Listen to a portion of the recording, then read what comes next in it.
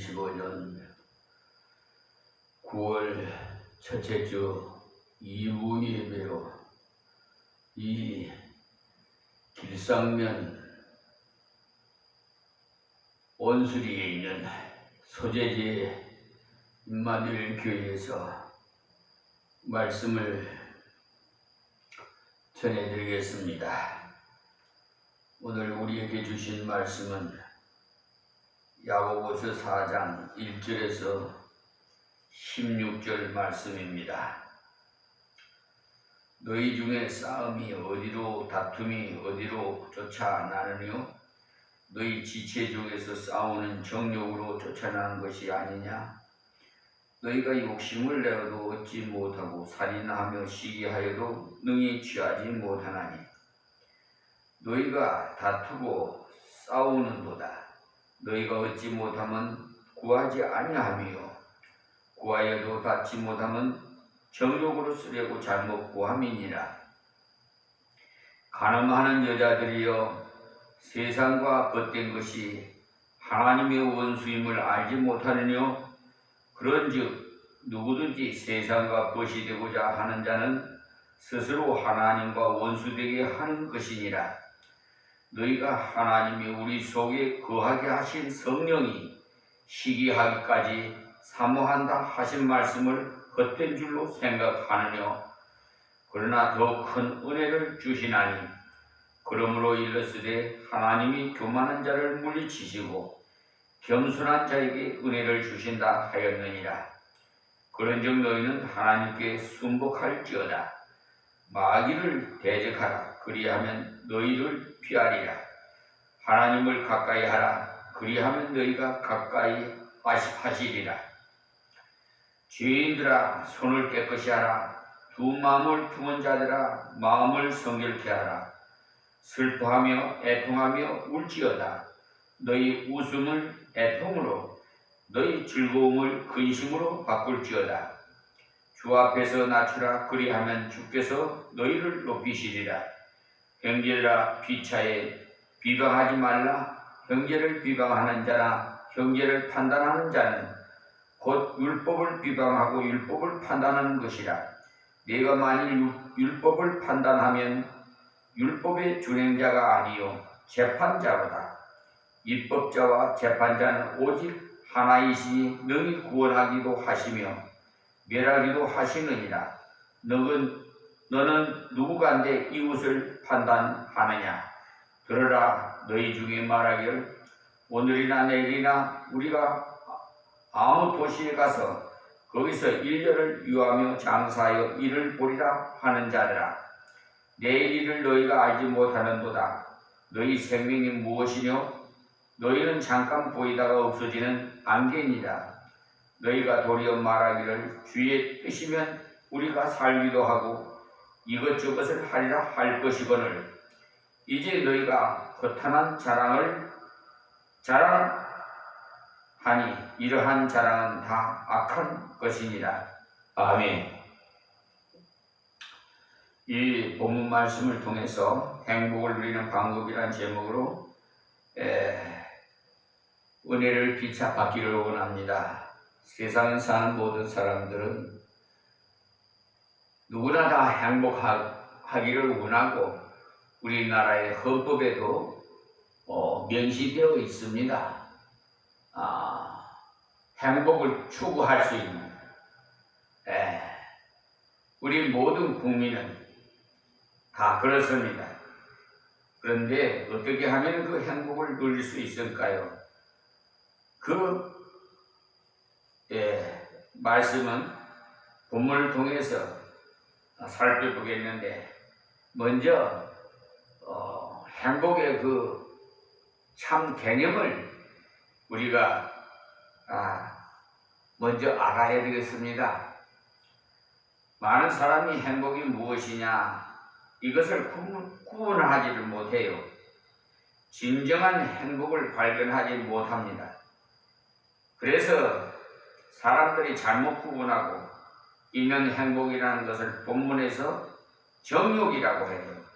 1절에서 말씀하시는 말씀에 싸움이 어디로 다툼이 어디로 쫓아나느냐고 하셨는데, 여기 정욕이란 말은 헬라 원어로 헤드네레인데 쾌락을 의미합니다. 이 쾌락을 얻기 위해서 싸우고 다투고 살인을 한다 이 말입니다.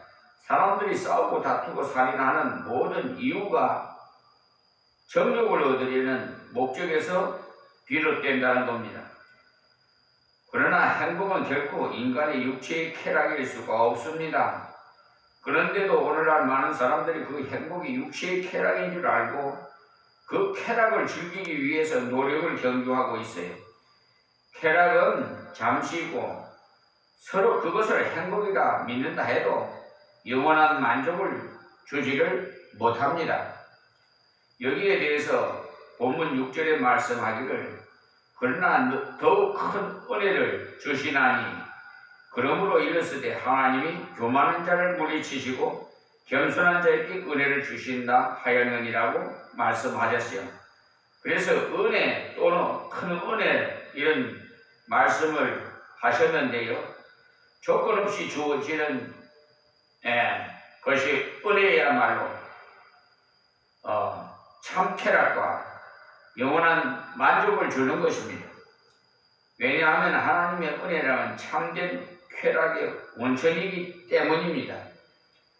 그리고 이 은혜는 아무런 공로 없이 얻어지는 것입니다. 그래서 로마서 4장 4절에서 9절에 말씀하기를 일하는 자에게는 그 싹을 은혜로 여기지 아니하고 빚으로 여기거니와 일을 아니할지라도 경건치 아니한 자를 의롭다 여기시는 이를 믿는 자에게는 그 믿음을 의로 여기시나니 일하는 것이 없이 하나님께 의로 여기심을 받은 사람의 행복에 대해서 또한 다윗은 그 불법의 사심을 받고 그 죄를 가리우심을 받는 자는 복이 있고 주께서 그 죄를 인정치 아니하실 사람은 복이 있도다 함과 같으니라. 그런즉 이 행복이라고 해서 은혜는 공로 없이 받는 것이고 그 공로 없이 받는 것은 죄의 사함이요 이 죄의 사함이 곧 행복이라고 하셨습니다. 그러니까 참된 행복은 공로 없이 믿음으로 죄의 사함을 받은 은혜로 이루어지는 것입니다. 이 은혜가 참된 행복은 죄의 싹은 사망이고 슬픔이요 고통이요 괴로움과 형벌과 저주와 재앙인데 이러한 모든 고통을 벗어버리게 되는 것이 참된 행복이 될 것입니다. 그러니까 두 번째는 행복을 찾는 잘못된 방법에 대해서 말씀드리겠습니다. 본문에 행복의 개념이 잘못되었기 때문에 그 방법들도 잘못된 것들이 많이 있어요.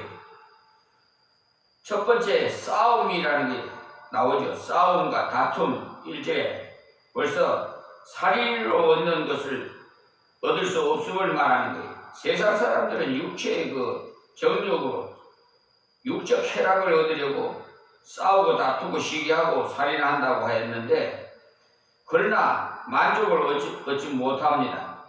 두 번째는 정욕으로 쓰려는 잘못된 기도이기 때문에 여기에 정욕으로 쓰려는 잘못된 기도라는 것은 기도가 하나님 중심이 아니고 사람 중심으로 다시 말해서 성경 중심이 아니고 교회 중심이 아니고 자기 중심 자기가 하나님이 그런 중심으로 기도를 하기 때문에 정욕을 구하고 그러기 때문에 하나님께서 응답하지 않습니다.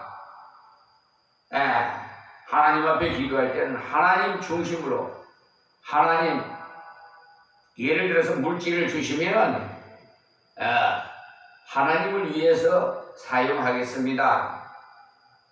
어디에 물질이 필요합니다. 이렇게 하나님 중심 하나님 앞에 영광을 돌릴 수 있는 기도를 드려야 되는데 저 이방인들이 말하기를요 저는 그런 소리를 잘 들어요. 왜 예수 믿는 사람들이 그렇게도 하나님 앞에 달라고만 하는지 모르겠다고 그 예수 안 믿는 사람이 그런 얘기를 해요. 얼마나 창피한 일입니까?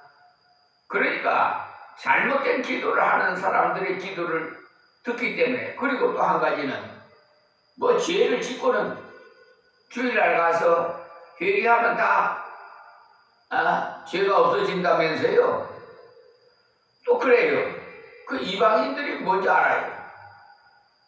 여러분, 물론 사람이 살다 보면은 죄를 안 짓고 어떻게 살 수가 있겠습니까마는, 그러나 고의로 그 짓는 죄는 고범죄입니다. 우리가 타고날 때는 원죄로 타고나서요.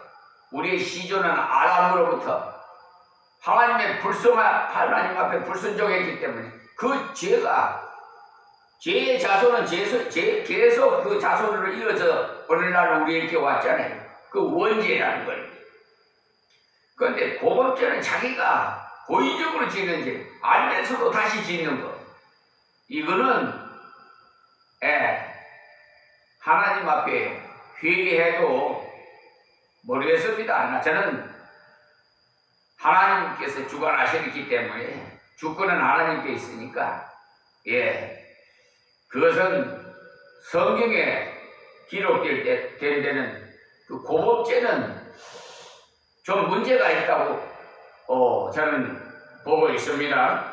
그러니까 이방인으로부터 조롱받는 그런 행위는 하지 안 했으면 좋겠어요. 그게 다 하나님께 영광을 가리는 일만 되는 것이기 때문에, 그러면 자기에게는 결과적으로 불리 멸망할 수밖에 없어요. 그런 불행한 일이 없기를 바랍니다. 그러니까 정욕으로 쓰려는 잘못된 기도 하지 마세요. 세 번째는 세상을 살아가는 것을 얻을 수 없어요. 세상이라 할 때는 헬라어로 표기가 여러 가지가 있는데, 땅이라고도 하고 세대라는 말 등이 있습니다만, 본문에는 코스모스라는 말로서 요한복음 1장 29절과 4장 4절에 땅 위의 주민을 말하고, 로마서 1장 20절에는 우주를 말하고, 미가서 4장 8절에는 땅이란 말로 사용되는 말입니다. 그러나 신약에서는 세상이란 말은 하나님을 떠난 불신앙의 세상이라는 뜻으로 많이 사용하고 있어요. 요한복음 1장 10절과 7장 7절과 15장 18절, 17장 9절, 고린도전서 7장 10절 다 찾아보시면 세상으로, 그러니까 하나님을 떠나서 불신앙으로 세상적으로 사는 사람을 말합니다. 그러므로 세상을 살아가는 자만 잘하는 것은 하나님 중심이 아니고 세상으로 기울어진 사람, 예수 신랑을 버리고 세상 신랑 찾아가는 가늠죄를 지어낸 자.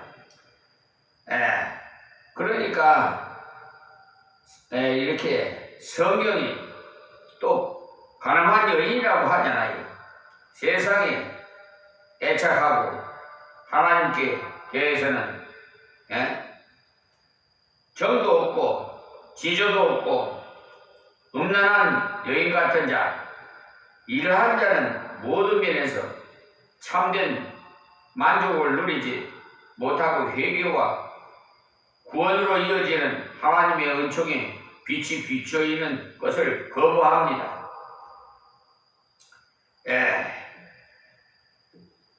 그리고 넷째로는 자기를 의지하면 받을 수가 없어요.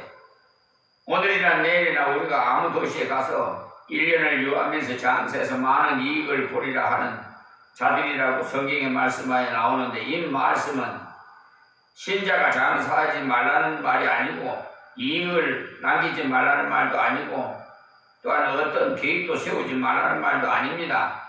본문의 뜻은 자기 마음대로 다 된다고 생각하고 거동해서 하나님께 불신앙적인 태도, 교만한 태도를 경계하는 말씀이에요.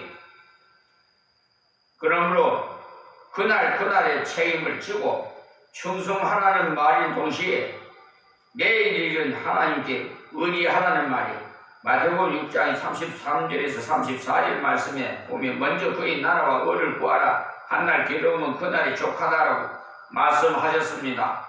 그런데 이 본문의 말씀은 그렇지가 않고 자기를 의지하고 자기를 과시한다는 말이에요.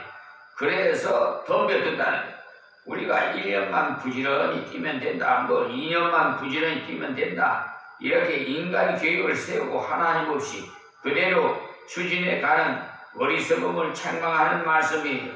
왜냐하면 첫째는 인간은 앞날을 모르기 때문입니다. 잠언서 27장 1절에 보면 너는 내일 일을 자랑하지 말라. 하루 동안에 무슨 일이 날겠지 너는 알 수 없음이라 하였습니다. 현재는 건강하지만 내일은 병들는지 어떤 끔찍한 일이 일어날는지 불행이 닥칠지 알 수가 없어요. 인도의 어떤 문둥병자 환자는요,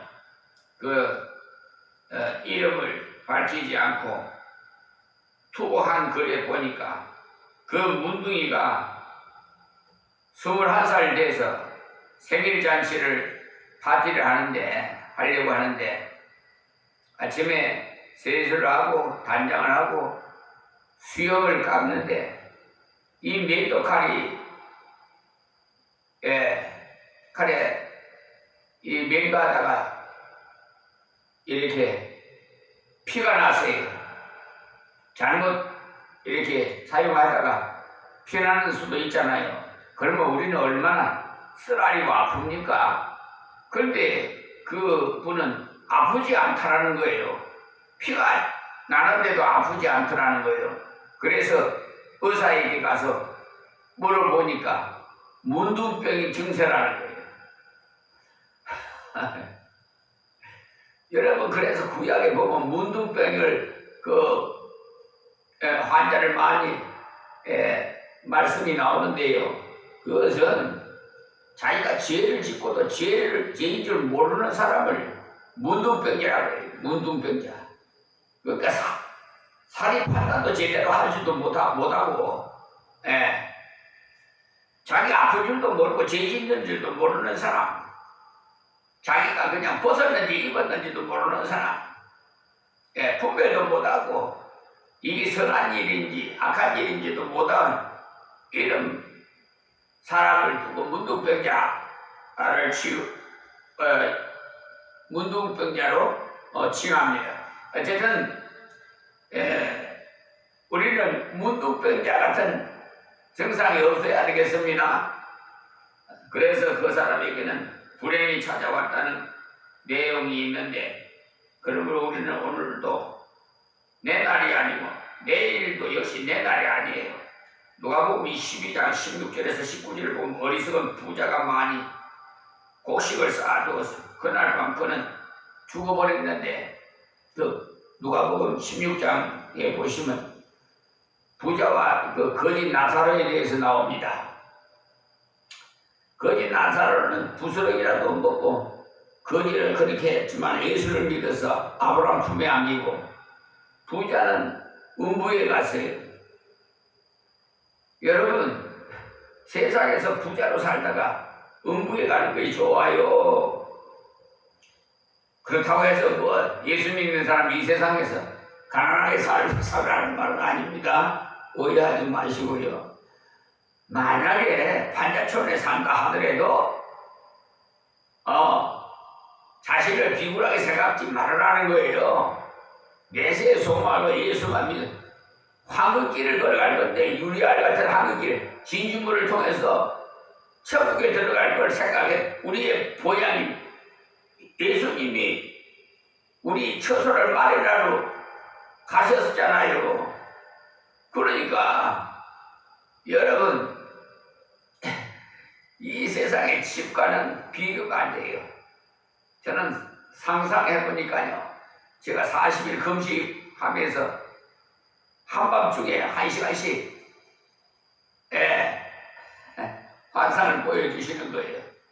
그 보고 싶어도 못 봐요. 40일 딱 끝나니까 더 보고 싶어도 못 봐요. 여러분, 나 신비한 체험을 많이 한 사람이에요. 40일 동안 또 보시간이라고 죽을 먹고, 사실 한 3, 4일 먹으면 밥 먹고 싶어가지고 막 유혹해요. 근데 절제를 잘해야 돼요. 잘못하다가는 보시가나 가는 수가 있어요. 뚱뚱 부어가지고 다시 금식에 들어가는 분도 있고. 어쨌든 우리는 하나님 말씀에 절대적인 순종을 해야 돼요. 그리고 예수를 믿음으로써 우리가 영원한 보량인 천국으로 들어갈 수 있다는 것. 제가 이 자리에 서서 여러분에게 전하는 목적도 그것입니다. 예수를 믿으라는 거예요. 예수는 천국이요, 불신, 지옥. 간단합니다. 성경 66권 간단해요. 하라, 하지 마라. 여러분 복잡하게 생각하지 말아요. 하나님 말씀 하라 하면 하고 하지 말아요 안 하면 되는 거예요. 그런데 자꾸 저 길로 가니까 시험이 들지요. 어려움이 닥친단 말이에요. 집에 우환이 생기고 돈을 아무리 많이 수축해놔도 생명화사가 뿌리면 소용없고 그러니까 모르는 사람 따로 있고 쓸 사람 따로 있어요. 그런 불행한 일이 없기를 바라면서 제가 두 번째로는 왜 자기를 의지하면 안 되는지, 둘째는 육신 또한 아무것도 아니기 때문에 그래요. 인간 생명을 안개라고 했잖아요. 안개는 연기로도 번역되는데 이 말씀은 인생이 작고 허무하고 불안정 상태임을 비유합니다. 성경의 인생을 풀이라고도 하고 그림자라고도 하고 풀의 꽃이라고도 하고 증기라고 하고, 인간은요 극성스럽게 사는 사람이 많아도 잠시 후에는 다 사라져버려요. 하나님의 부르시면 가지 않을 수 없잖아요. 그러므로 자기를 의지하지 말아야 됩니다. 자신의 노력에 의지하기보다는 하나님의 능력에 의존하는 성도가 되도록 저는 고민하면서 말씀을 드립니다. 세 번째는 행복을 얻는 참된 방법에 대해서 이제는 말씀을 드리겠는데 잘 들으세요. 첫째는 성령님을 모시십시오. 내 안에 모십시오. 우리 속에 성령님이 거하시면 여러분이 원하는 걸 얻을 수가 있어요. 성령은 아버지의 생각을 아시기에 또 우리의 참된 궁핍함과 무엇이 필요한가를 아시기 때문에 하나님의 뜻에 합당하게 구하면은 우리의 참된 요구를 채워주십니다. 두 번째는 겸손을 하십시오. 하나님의 은혜는요, 겸손한 자에게 곧 자기 죄를 인정하고 회개하는 자, 곧 하나님께 나아가는 자에게 옵니다.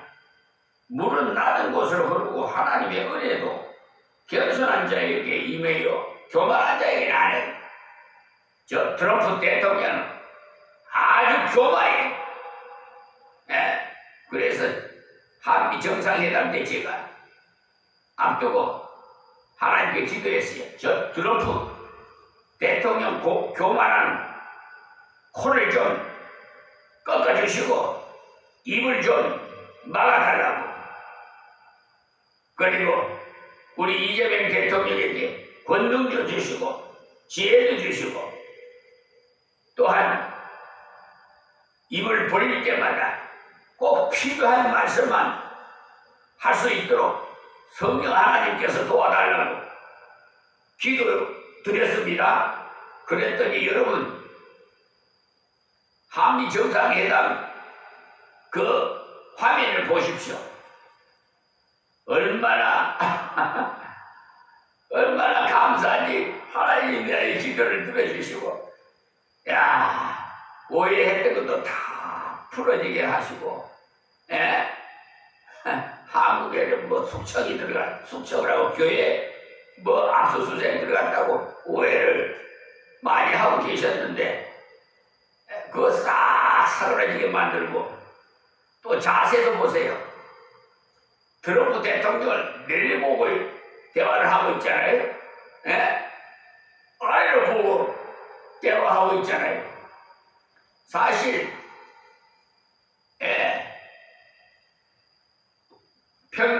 평바닥에 서시면 우리 이재명 대통령이 키가 작아요. 트럼프보다. 그런데 정상회담 장소에서 사진 화면을 보니까 어떻게 되세요? 우리 이재명 대통령이 트럼프 대통령을 내려보면서 대담을 하고 있어요. 보셨지요? 그 다 우연히가 아니에요. 다 모든 것이 기도의 힘이에요. 하나님께서 역사에서 아무리 강국이라고 해도 하나님께서 쳐버리면 끝나요. 후 부러지면 다 날아가 버려요. 저는 어느 분이 말씀하시듯이 70년 후에는 이 나라가 세계를 지배하는 강국으로, 국방권 최강국으로, 그래서 우리나라도 핵무기를 만들어야 돼. 그리고 감히 깔보지 못하도록 아주 모든 세계가 우러러보도록, 그래서 고개 숙이고, 이렇게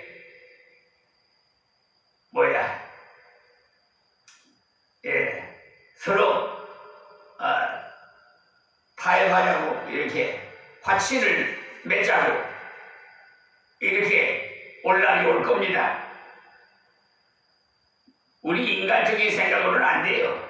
하나님께서 역사해야 돼요.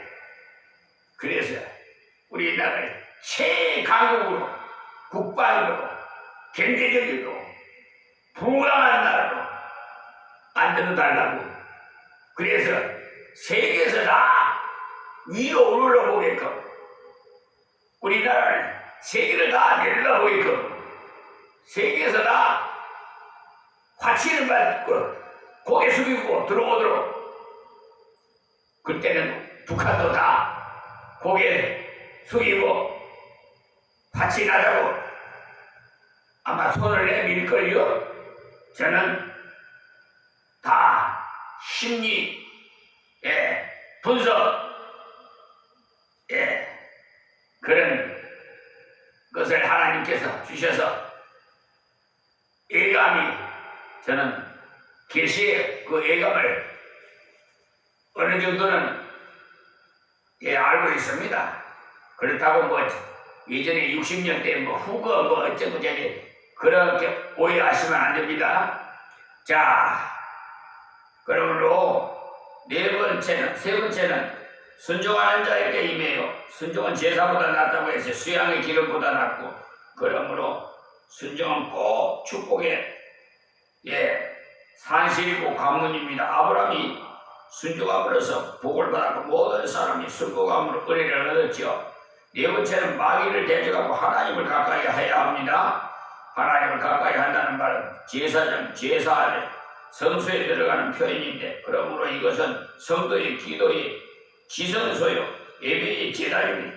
기도와 예배의 생활, 예배의 삶, 이것이 은혜받는 참된 행복을 얻는 비결이 되겠습니다.